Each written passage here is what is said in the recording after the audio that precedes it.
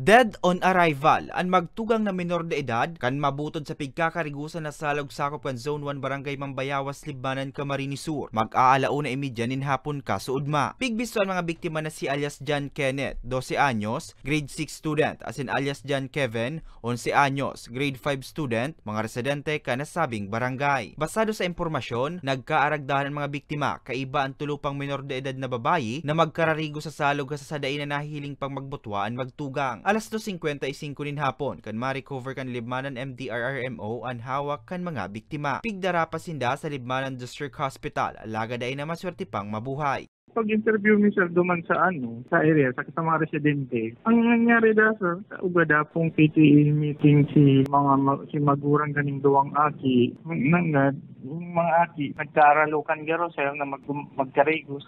Pigpapatentehan na sa sarong funeral home sa Barangay San Juan sa Banuaan in Libmanan ang magtugang. Katakod kan insidente, liwat na nagpagirumduman opisina kan LDRRMO sa mga magurang, urog na itong may mga menor de edad pang aki. Nagiyahan o bantayan manggiraray ang mga ini nga ni makaibitar sa mga siring na insidente. Para sa mga baratang tatak Bicol, Hercules Barbacena.